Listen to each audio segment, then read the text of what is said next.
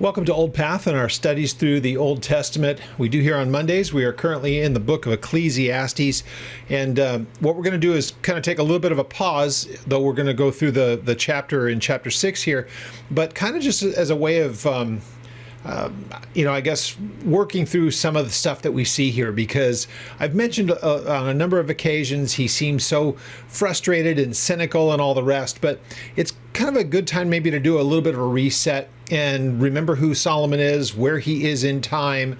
This is basically what he deduces of things based on his own experience, but it really does look different to our eyes, or hopefully it does, when we consider what it's like when we look at the Bible through the eyes of the 21st century. And so the things that he would say, even to an Old Testament believer after all of the prophets had written, might sound a little bit different. So part of this is his own assessment, I guess you can say, after he had wanted to make it his endeavor, wanted to try to figure out all these things, only to come to the place of just complete frustration. And you can see that there's just a real cynical side to him in some of the things that he writes, or at least it comes off that way. And I'm sure different people read it different ways, but given the way that he lays these things out, it does look a bit different, at least for me, to my eyes. It looks different in the world which I live. My worldview looks different. So, we'll get to that here in due course. A couple of things to announce real quick. What I'm going to do at the end of this, kind of just over the weekend, was thinking about how much culture has changed, and even the way that people interact on a day-to-day basis, just based on what they see and their own perceptions and how information travels nowadays. And I think it really kind of helps us to understand why things are the way that they are in large segments of the society. So what we're going to do is take a look at how do people get their information nowadays, and how does it differ from times past. And then over the next few weeks, I want to look at really kind of what's happening in society. And it is definitely an eschatological matter, but we see things like depression, and we see things of all kinds of different ways that people they're just filled with anxiety and fear and all the rest of it, and all stuff that the Bible talks about, interestingly enough. But I think that how information is disseminated and where people go to get their information, I think has a large part in based on kind of just where do they go to get it, and their reaction to it is, I think those two things are absolutely related. So we'll talk about that as we conclude here, and we'll do that over the next few weeks. Also, our trip to Israel that we have coming up have some really very exciting things that are in the plans, in the works, and I won't be able to kind of tell what those all are going to be until we've got them all inked, but this trip might very well be different than any other one that we've ever done, for some extras that we have figured in on this. So very much looking forward to that. I have every intention of going, because I think it's going to be safer now than it's been in times past, though we never even give it a thought while we're there. But the world has changed much in that area, and Israel's enemies are in much less of an ability, have much less of an ability to do the things that they want to do than I think that they have before, or have been able to do before. So, going to be very, very interesting. Of course, if there are reasons for caution, or if we're concerned about safety as far as the trip is concerned, that can all be taken into account as we get a little bit closer to it. So, with all that being said, we'll go ahead and get into our text today. And what I guess I want to do is have some observations really quick before we go ahead and start. So let's have a word of prayer, and we'll start to look at some of the big pieces of this. We are along the line going to look at a few other different options, or I shouldn't say options, but passages that kind of speak along the lines of what we're looking at here today, and how it is that we can take away from this a different, I think we would reach different conclusions if we were going to write something like this today. And so we'll kind of develop that as we go along. So Ecclesiastes chapter 6, let's have a word of prayer, and we'll get into what we have here in the text. Father, we thank you once again For the privilege that it is to come before you and sitting at your feet, we pray, God, that we would have our hearts and our minds open to what we would read and making proper application. Let us have wisdom as we read these things. Not only that we would understand what's being said here, but why would it matter to us? We pray that you would give us the ability to do that and to make proper application, really that it might affect the way that we live here and now. And we give you all thanks and praise and ask that you would lead us and guide us by the work of the Spirit. In Jesus' name. All right. So a couple of things just kind of as I guess you could say observational. So there are plenty of places that we will find in the Bible where it tells us you can do this, but you cannot do that. And I'm thinking mainly as far as the law is concerned. That was really written that way. You can do this, but you cannot do that. God does this a particular way, but he will not do it that particular way. Those are theological kinds of things when you think about that. God's nature can be revealed in how he interacts with his creation. When it comes to doctrinal matters, especially like with the church, you can believe this, but you cannot believe that. So God saves in this particular way through the person of Jesus Christ, and there are no other ways. There are plenty of places in the Bible where it's written just that black and white. So again, do this, don't do that. But you can't believe this and you can believe that. This is the way that God will accept. He will not accept that way. You have absolutes in both directions. So we have all of that. Now, it doesn't mean that something like the book of Ecclesiastes is any less important as far as the scripture is concerned, but it's really not as much like we would think in doctrine and theology, though we can understand some theology in it. It's still more is in the application. You look at things, you kind of observe what's being said here, and there are plenty of places, and I've mentioned them, where he would say it a particular way, and I would not say it that same way, but what I know is different than what he knows. And I'm going to give some examples as we go through this of other passages in the text where we can see that even Paul, in one in particular, Paul will tell us that this is what we've seen in the Old Testament, but it's not necessarily the same here. The principle has changed because revelation has changed, things that God reveals. And so it's a little bit different than it has been before. So this is really heavy on looking at what his observations are, but then making a correct application to it, and then just to realize that there is a comparison that we might have. How did he say it based on the world that he saw? How would we say it if it was us in the same exact place? So there is a difference in those things because we know a lot more, much more has been revealed to us than was ever revealed to him.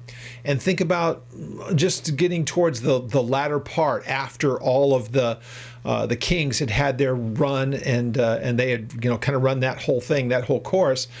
Then you get to the time of like Ezra and Nehemiah, and even at Malachi, at the close of the Old Testament prophets.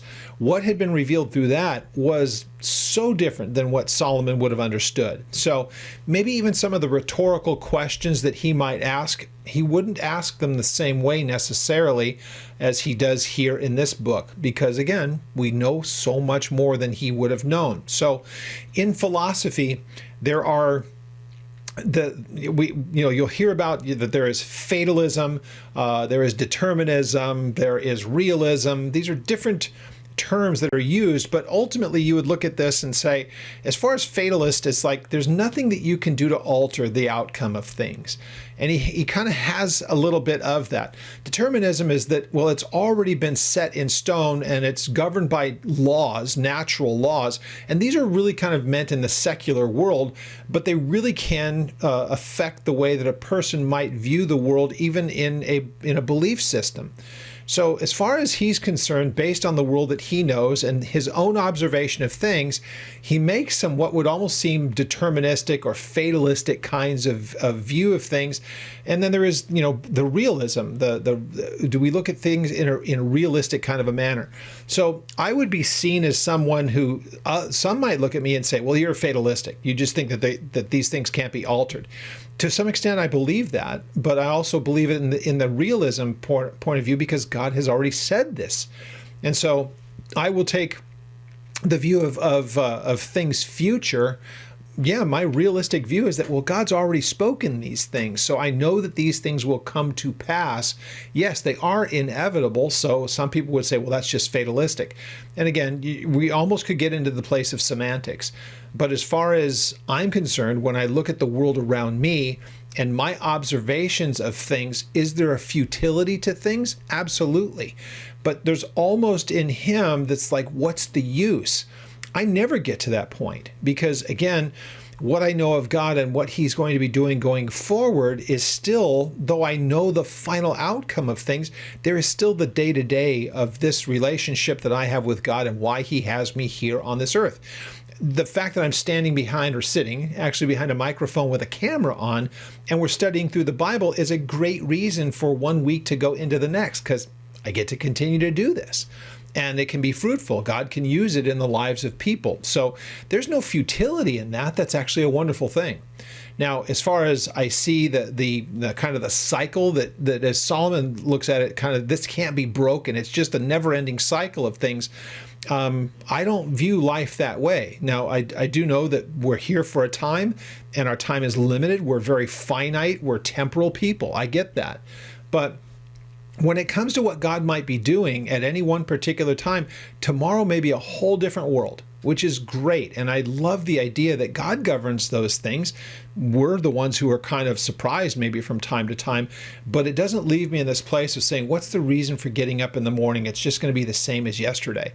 And sometimes it almost gives that impression that that is what Solomon has arrived at. And in chapter 6, we get a lot of that kind of same stuff. It is going to be somewhat familiar to us in the things that he has said thus far. But again, his world versus my world. If I want to just compare myself to Solomon, I'll never be a king of a nation. We can't compare those types of things.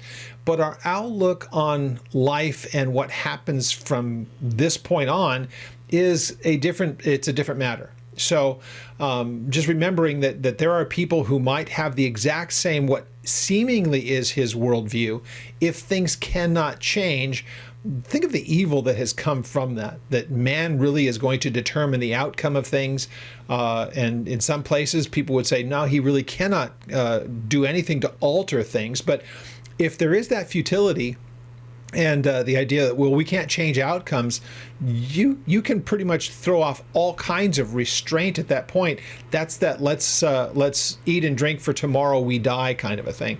That, there's really nothing to it. And so you can see where philosophically, where Solomon could be understood as basically saying nothing's going to change. It is the same repeating cycle in this time and out that time. You can just see there seems to be such a futility in his reasoning to this.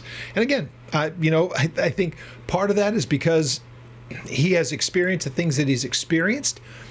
He knows the things that he knows, and he's made plenty of mistakes along the way. I think that could tend to play with your mind a little bit, and it almost seems as though that kind of happens with him a bit here and there. So just very, very interesting when you read these kind of things for us to look at it and say, I understand that this is Solomon's reasoning through this, but it doesn't necessarily mean that I would reach the same conclusions given what I know in my world today. So the written word of God that we have in our hands is vastly, vastly different than his. So what was revealed 3,000 years ago to a man like Solomon, that's where he is in the timeline. We're 2,000 years after Jesus. He's 1,000 years before him, and he still has all the line of kings that will happen after him. And the prophets have come, said what they're saying, speaking about future things and how things are revealed to the nation. It's massively, massively different in our day and age and what we would know of things. So I think it's important to keep all that kind of stuff in perspective. So in chapter 6, it kind of breaks down in separate little segments. And so it's not one continual thought, though it's kind of related. So verses 1 and 2 are kind of their own section, and you'll see it breaks down that way. We may as well just read the entire chapter. It's only 12 verses, and you'll see that there's a little bit of a break in the thought of things. And again, it is, in some places, it almost seems insensitive and even somewhat cruel because of who might hear what he is having to say here.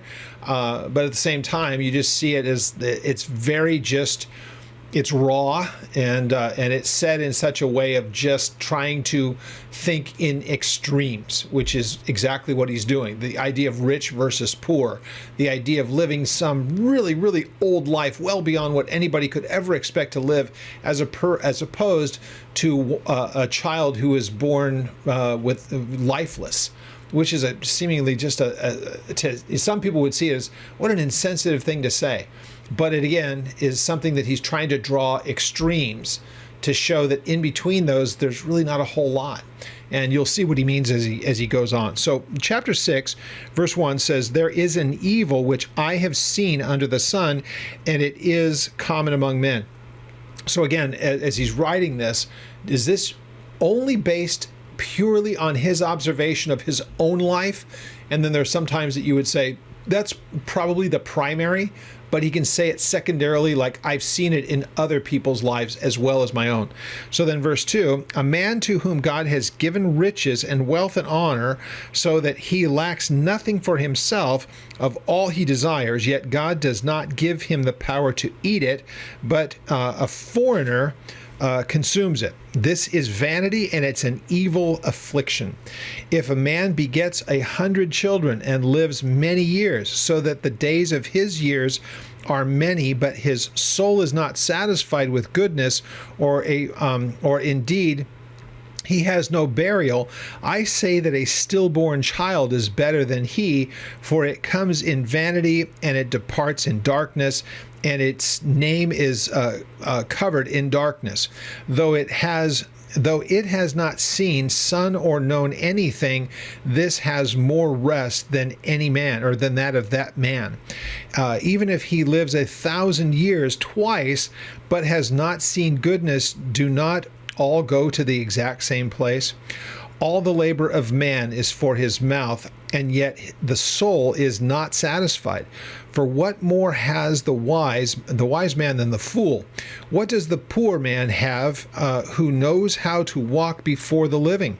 Better is the sight of the eyes than the wandering of desire. This also is vanity and grasping at wind. Whatever one is, he has been named already.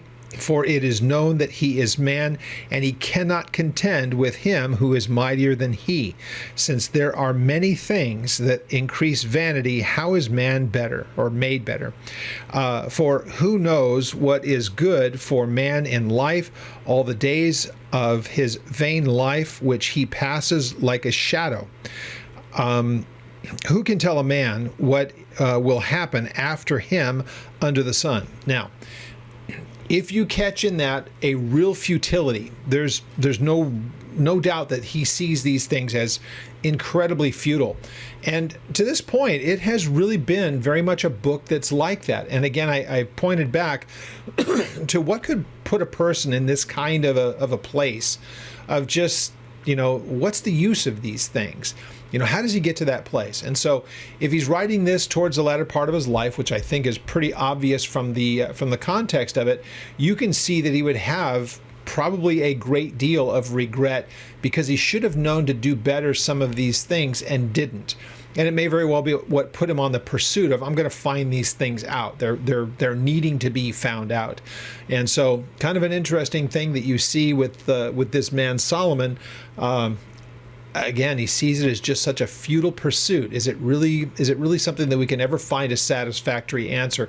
And with him, clearly, there's nothing as far as a satisfactory answer to be had. And you can see that he's just very, very frustrated by it all. So, in the first two verses, we get this. Now, there is an evil which I have seen under the sun, and it's common among men. So it's not something that's unique to him.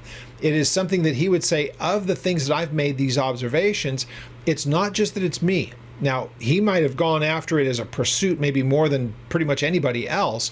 But as far as the things that he might see, and again, he's talking about wise men and poverty, people that are foolish. So he's looking at humanity as a whole. But again, he has his personal experience to really lean on that probably will inform him quite a bit more so than maybe some. So kind of, again, a very interesting character as far as what he has to say here and his observations. But it is common to man. Now, it's an interesting thing that same kind of concept is developed by Paul in 1 Corinthians 10, that after he lays out a series of things, history of the Jewish people, of the time that he could have probably picked any one of 100 different episodes in their time, but he just gives a few. And then he says, as he concludes at that, he said, now all these things were written for our admonition, upon whom the ends of the age would come. And they're there for our instruction. And so he says that's really kind of, so let a person take heed that he stands lest he fall. And then realizing, he says, but there is no temptation that overtakes you that's not already common to man. So there is an element of truth to this, that it's easy to get stuck in the place of thinking, well, I've had to deal with things that no one else has had to deal with. Here, Solomon dispenses with that at the beginning.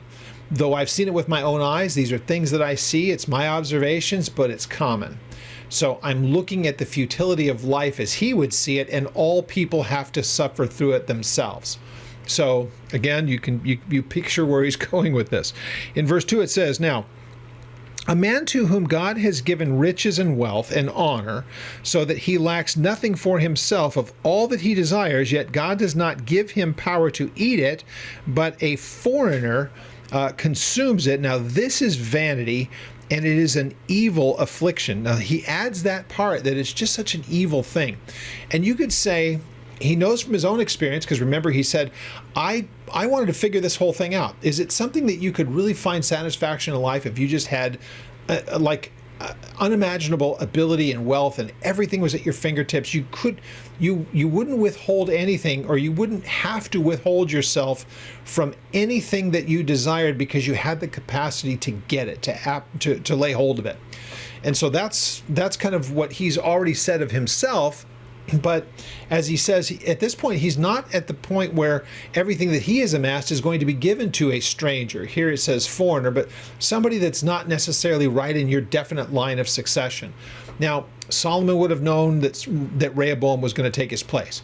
Rehoboam was not a stranger to him, or anybody that would take his seat under normal circumstances would already be known to him. So here's where you can say it's his observation, but it has a very universal application. So you might think somebody who is also fabulously wealthy can indulge himself in anything that he wants to indulge himself with, and he's made this case before. How important is it to that person that he amasses all those things, but then what if he dies tomorrow and it's taken away from him and it becomes the possession of someone else? And again, this was a caution that God gave in the law, that don't take your eyes off of me, because if you do, then you could get to the point where I will allow the things to happen to you, and everything that you've worked for, or everything that you've actually been given by God, will be taken from you. This is the Deuteronomy 6 and 7 kind of a thing, when it says, when you come into the land, you're going to get all these things already made for you. But don't forget where they came from, because they could just as easily go back to another person when I cast you out of the land. So there is a real observational thing that really has already been spoken of in the law, and it's a definite potential. So when he says there in verse 2, this is a vanity. So let's remember, a vanity is something that is just, it's fleeting. It's there for a moment, but you can't count on it being there tomorrow. And so there's an emptiness to that, as Solomon would see it here. So when we see vanity, just think it's fleeting. It's there for a moment, but it could be gone tomorrow. There's just nothing left. After whatever happens, there's an emptiness there. So that's vanity as he would be using it here. So you can see when he starts to use terms like that, and also he says it's just an evil. It's an evil that afflicts man. These are observations that he makes not only from his own experience, but he sees it under the sun. All of mankind has to deal with this. So then, excuse me, verses 3 to 6. Is the next section. So if a man begets 100 children, now he's just using hypothetical This is just like, let me give you, yeah, it's a hypothetical thing. The guy and whatever he may be. Now, this guy is going to be very much like him in some ways, because again, remember, he's giving you his report card on all of his endeavors to try to figure this stuff out.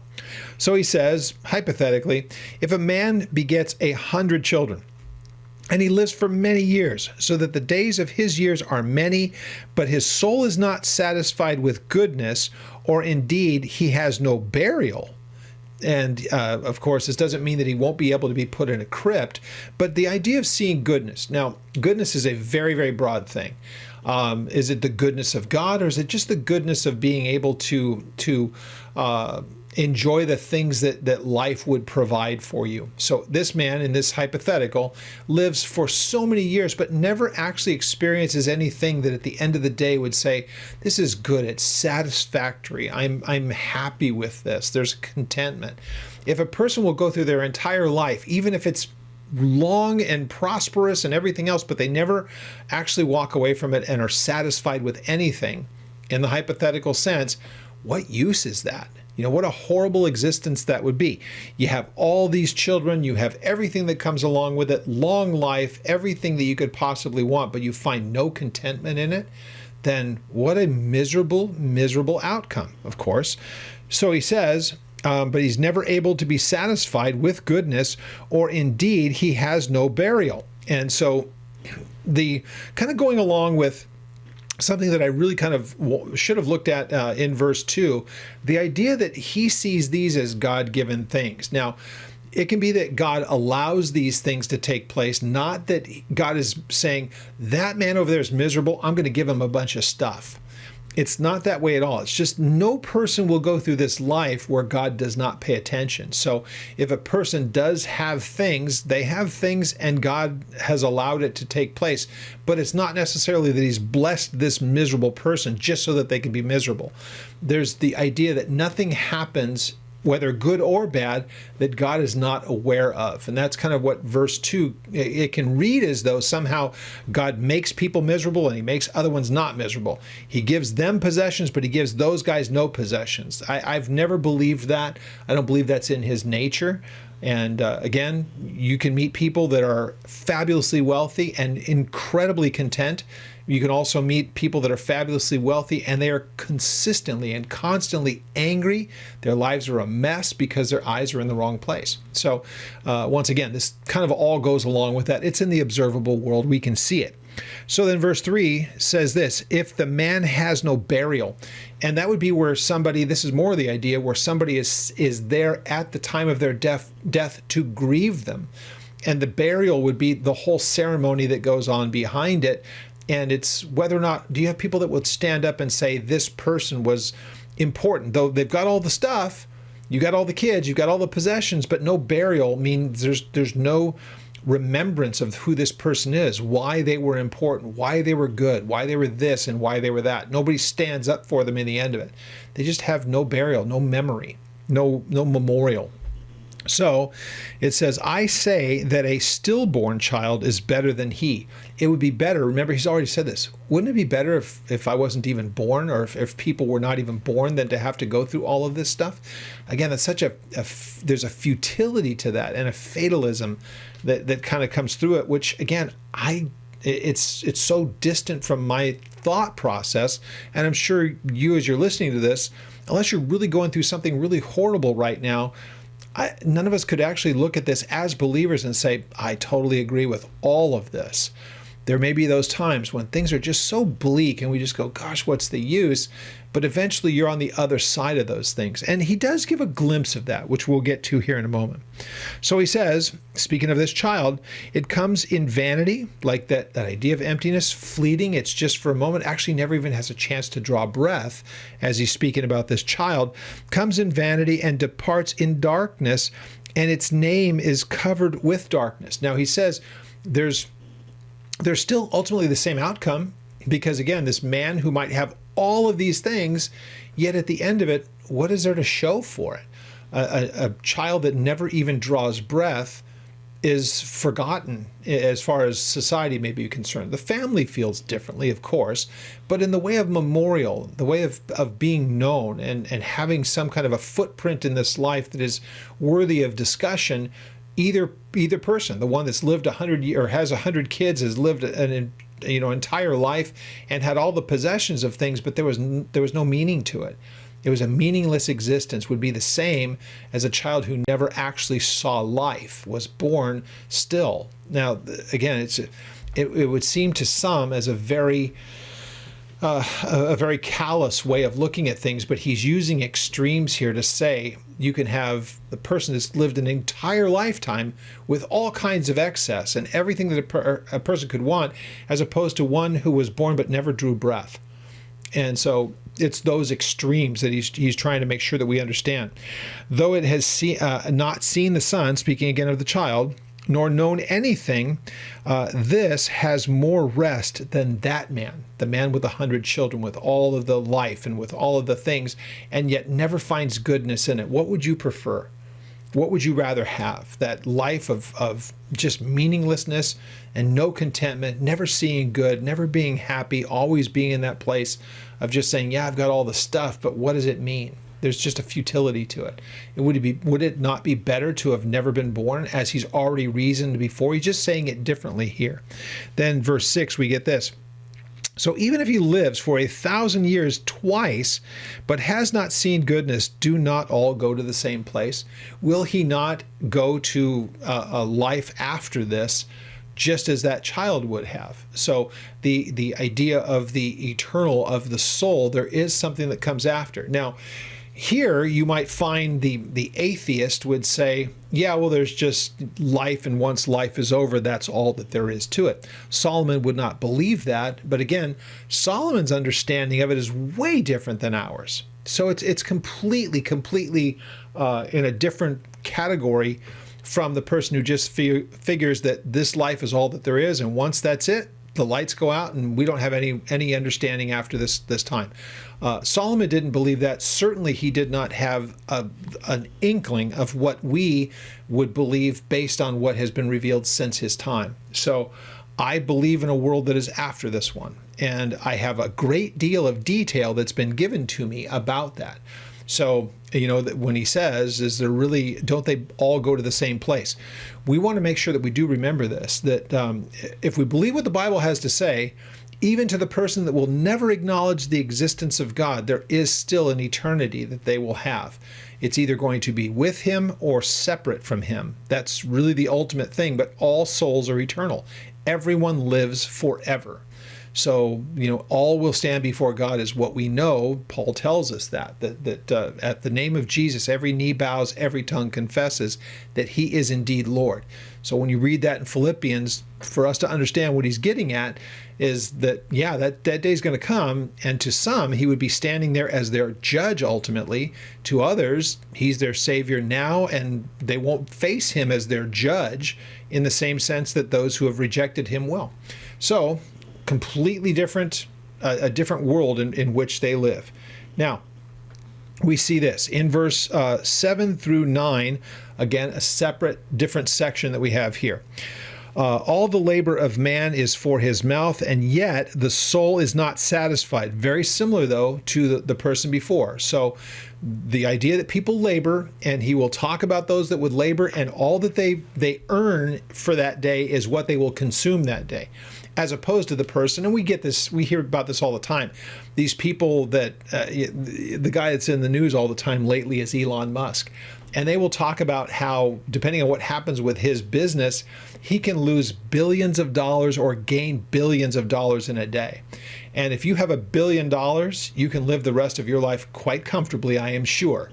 And he can lose that in an afternoon with just something happening with stock prices. He will lose or gain in the billions, sometimes tens of billions in a day. Wealth that is so far beyond our grasp, it's just hard to even imagine. But anyway, as opposed to the person that whatever they earn that day, they are going to consume, and they work every single day for it. So you have, again, those incredible extremes that are there. But here, ultimately, is this point.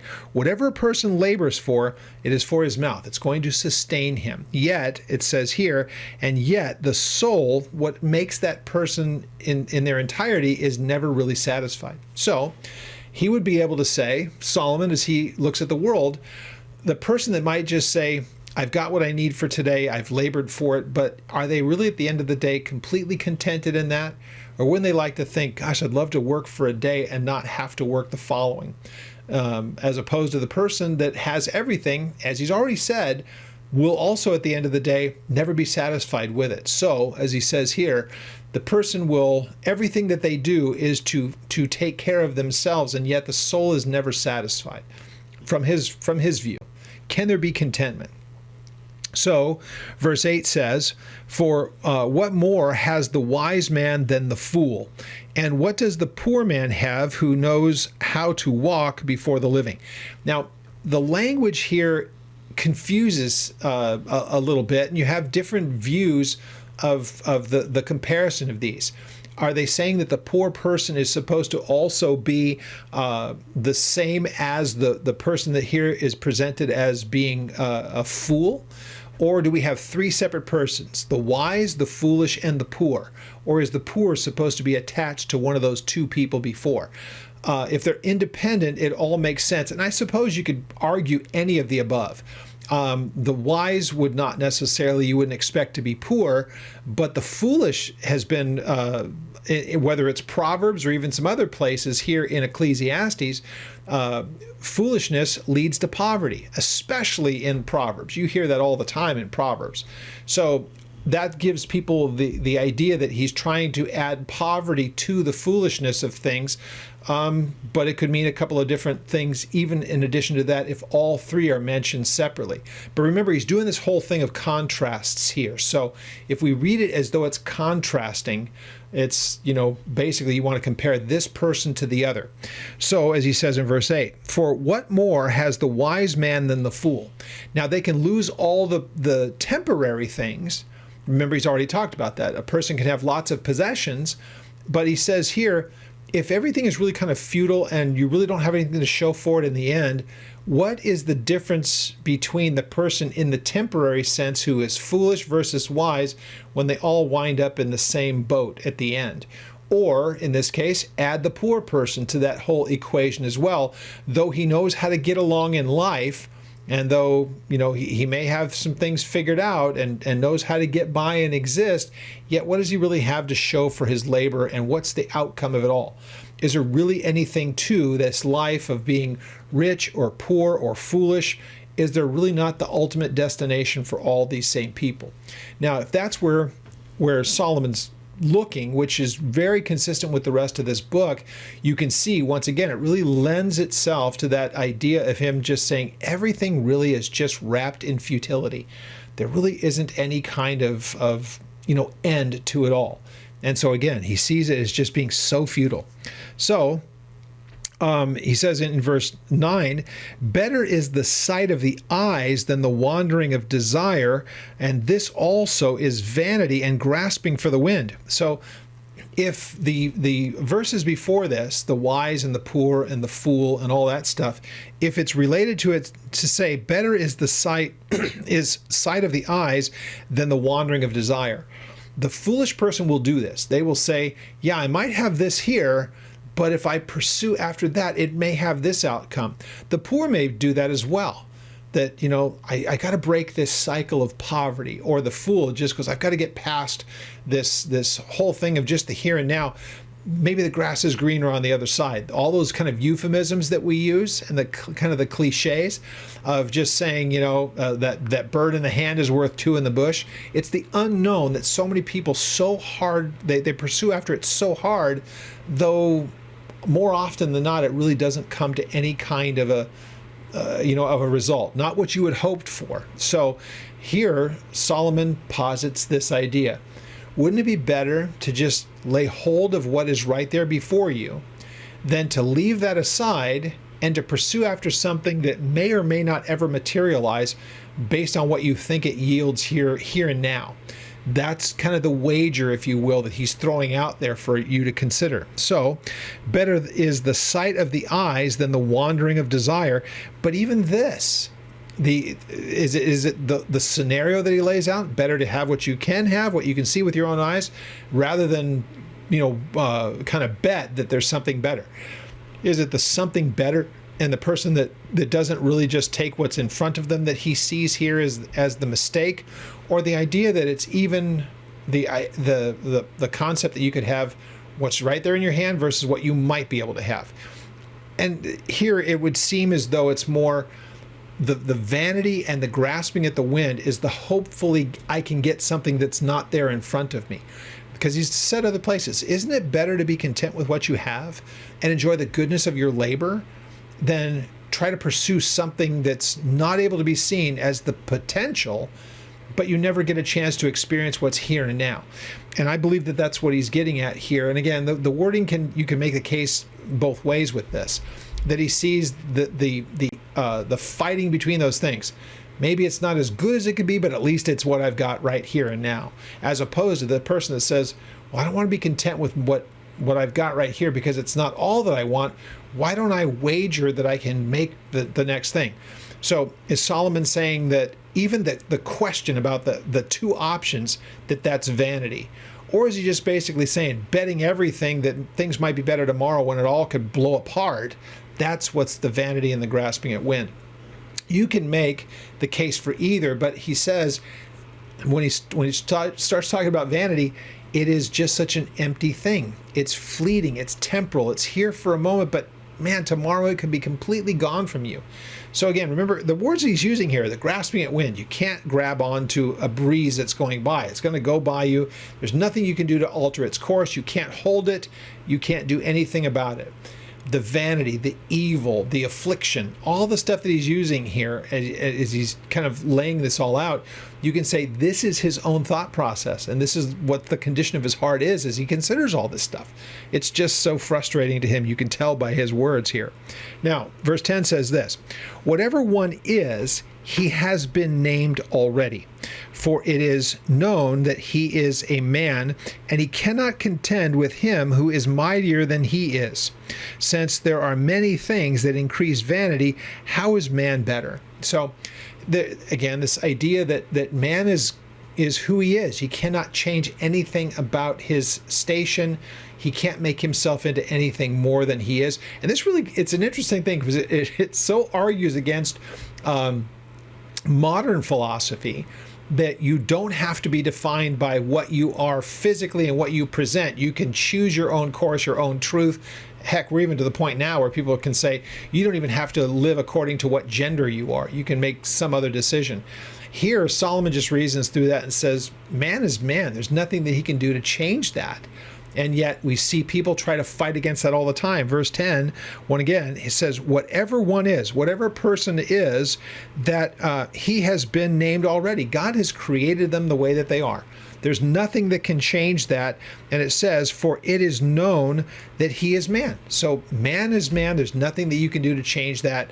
And it really argues against so much of what the culture has to say, where you just go, the bottom line to the whole thing is that man is man, and even at that point, if we want to go beyond just that, he's male. He and mankind is male and female, and that's really all that there is. They're never going to be anything else. God has them that way, which tells you that as far as the creation itself and even the biology behind it, man and woman, that's it. That's all that there is to it. And anything that would identify a person that would identify themselves as anything else, and we do have those people that try to alter their appearance, that they want to pretend that they're something else beyond just gender. They're some kind of an animal. They're this, that, or the other thing, because they're just delusional, and they have made it a matter of psychology. It's no longer even a matter of biology anymore. But here, Solomon would say, man is man. And there's nothing that you can do. How is he going to kind of fight against God, the one who is mightier than he, as he puts it here? So he cannot contend with him who is mightier than he is. That's what verse 10. So since there are many things that increase vanity, how is man better? How is he made better because of it?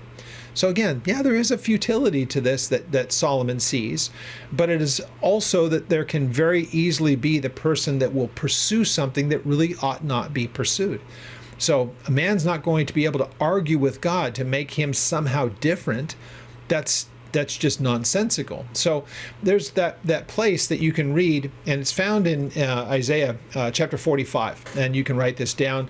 Verse 9 is where it is, but interestingly enough, it's very much prophetic, and it is God contending with the nation of Israel. And interestingly enough, when he's contending with Israel, he's talking by name. He mentions Cyrus. Cyrus, the Persian king, that would be the one that he would use to fulfill his purposes. Now, when this is written, I mean, this is mind-boggling, because God is talking about a captivity that they're going to have, and it's already assumed. It's explained a lot further in the book of Jeremiah, much later in time, but God calls his shot in the person of Cyrus by name. This would be a king, a Persian king, and think about this. It is the Babylonians who will ultimately conquer Jerusalem and take them away in that captivity. That's Nebuchadnezzar. That's not Israel, that's Judah that's being spoken about. But here in chapter 45 of Isaiah, you hear him mention that my servant Cyrus, this is the one who's going to do what he's going to do. And further down in that chapter, again, remembering that God's writing to Israel at this point, because to this point, the focus has been Israel as the nation, but what ends up being spoken about here really concerns Judah, because Judah is the one that's destroyed, taken by Nebuchadnezzar and Babylon, but Babylon was defeated by Cyrus and the Persians, and it was Cyrus ultimately who began the reestablishment of the nation of Judah, of the tribes of Judah, back to Jerusalem under Zerubbabel, and later with Ezra and then Nehemiah. Or Nehemiah then Ezra. So all of that is the context for Isaiah 45, but he ends up saying about the people who might want to contend, he says, is the potter, my paraphrase, is the potter going to say, the pottery, the thing that's being made, is it going to contend with the potter, basically saying, why are you making me like that? It's God's way of saying, look, you're the clay, I'm the potter. Can the clay actually have an argument with the potter and change the outcome at all? It's just helping them to understand the futility of trying to contend with your maker. He's going to do what he is going to do, or he has done what he's going to do.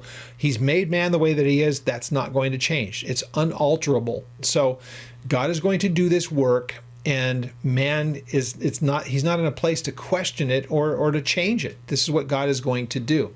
So it was their actions that had caused the problem. What God was going to do because of it was something that was unalterable. So in this case, back to Ecclesiastes.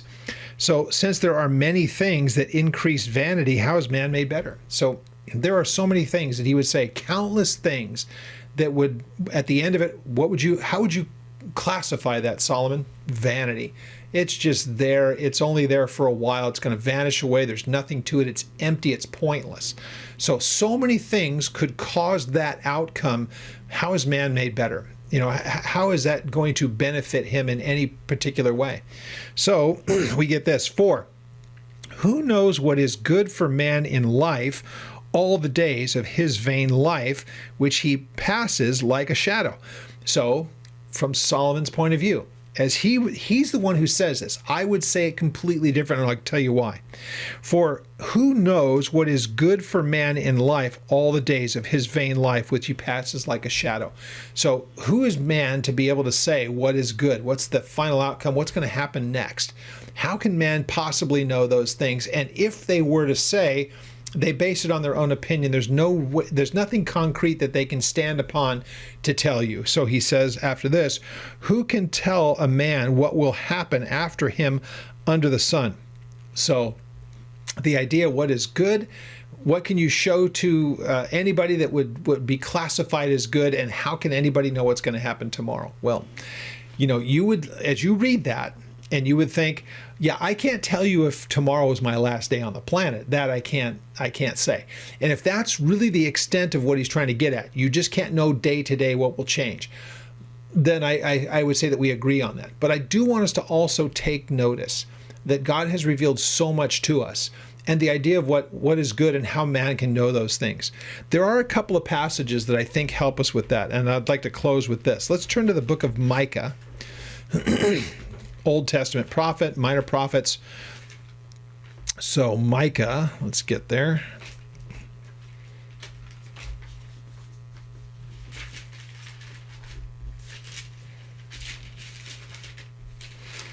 So past Obadiah and past Jonah, you get those books there. So Micah in chapter 6 says this, and this is a song.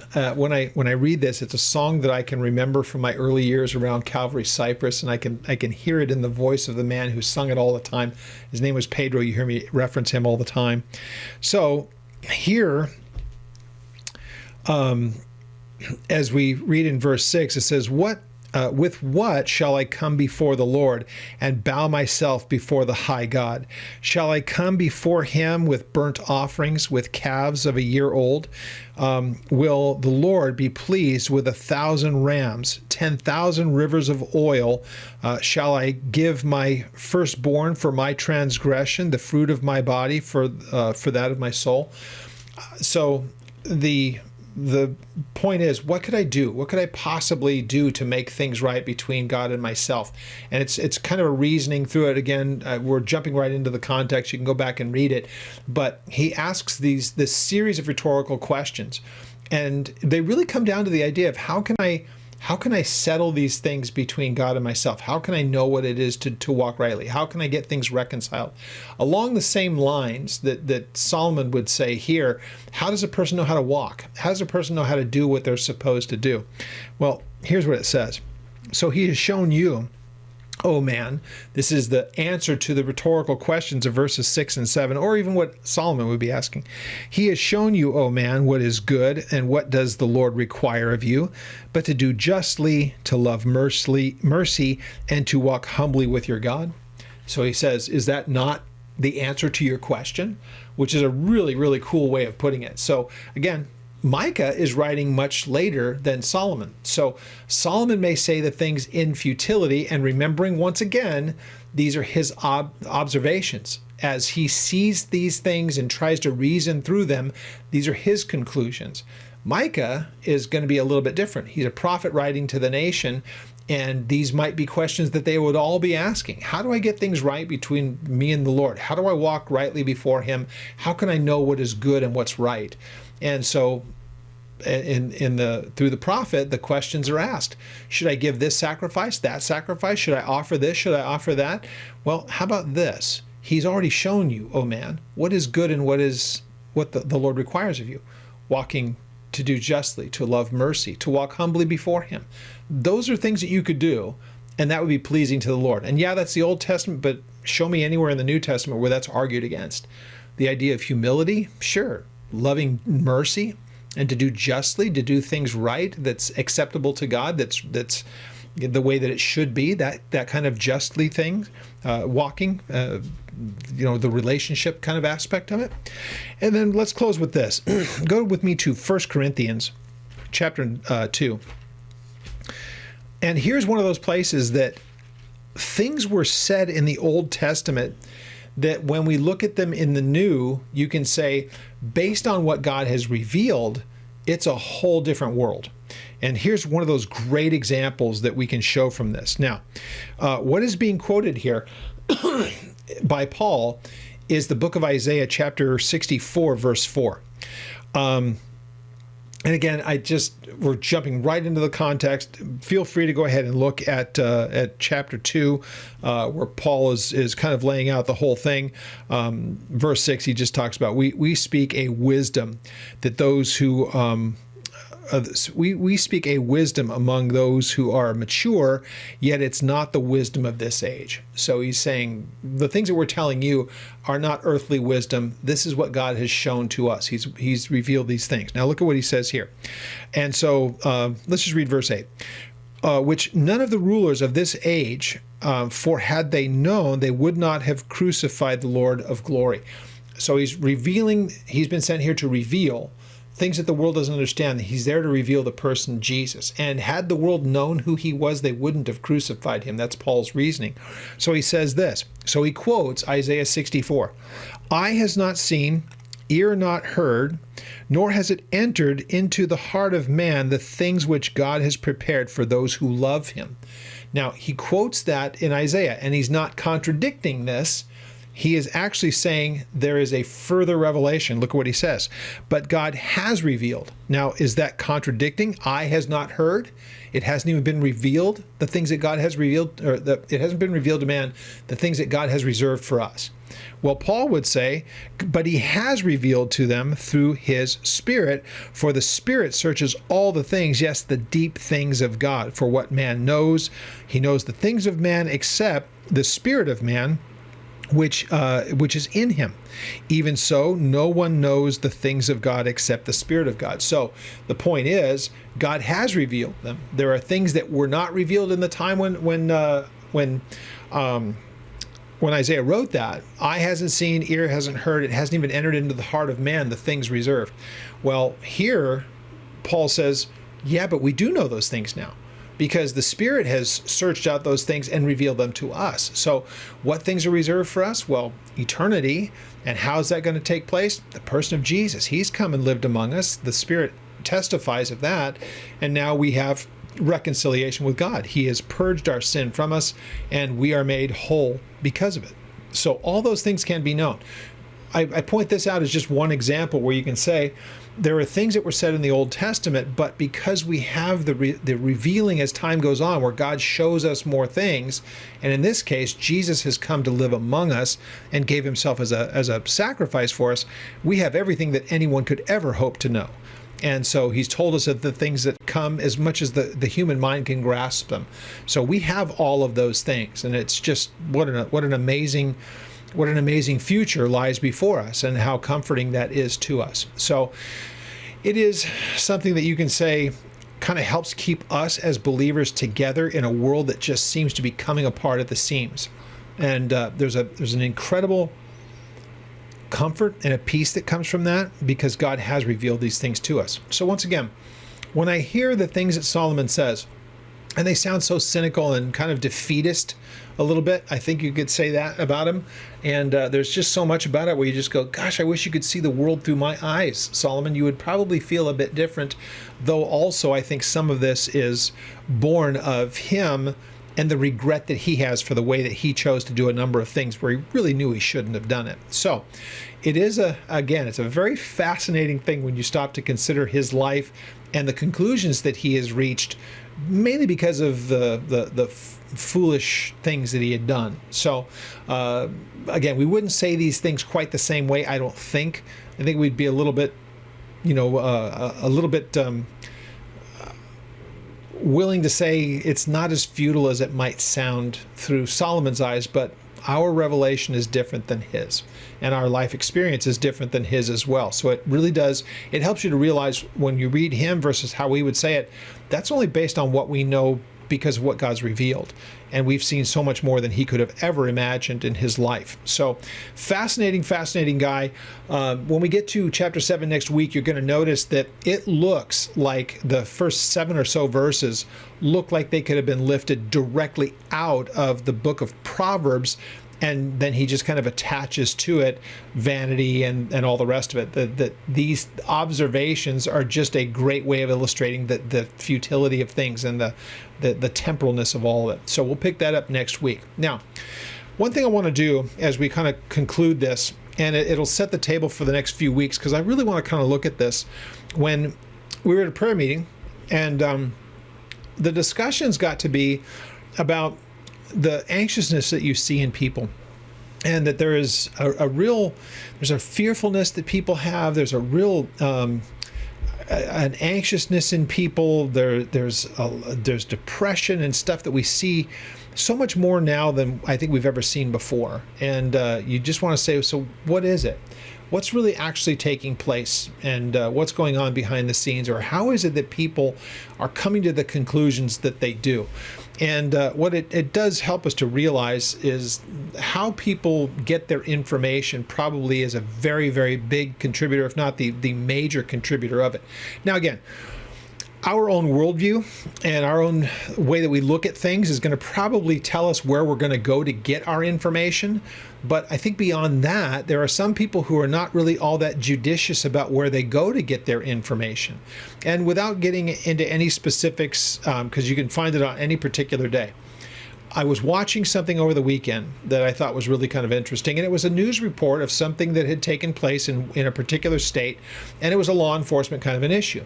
So the people who were there were taking cell phone video of it. And the cell phone video was intended, it was edited in such a way, or they only showed you the stuff that was supposed to really evoke an emotional response. And so if you watch just that little clip, that 15, 20, 30-second clip, you're very sympathetic to the people who are there on the video. But there's no context to it. You don't know anything about it other than you see the reactions and the wording of people. But if you were able to see what was going on before it and what happened after it and the reason why it took place, all of that stuff, when you get all that information, you realize what you saw in that 30-second clip is nowhere near reality, but it was an agenda by the person that was showing the little clip that they were. Now, if we're really being honest, that can work in both directions, or in whatever direction it is. From the person that's trying to tell the story, you're going to be able to find something that will get you the desired outcome. And again, I see people do it all the time, and I try not to be one of them. But when I'm out in public, we all do it. We all see it. You will see people that, especially if they're sitting down, they don't have to necessarily watch where they're walking, though some do. Some do this too. They'll be walking down the street and walk into a pole because they're so transfixed on what's right there in front of their hands. So the convenience of a cell phone is wonderful, and it's a technology that has been incredibly helpful, and they've done so much with it over the years. But it is also something that has a lot of what I believe some would say intended consequences, to others you would say unintended consequences. And that is that simply you can be looking at it and just watch clip after clip after clip.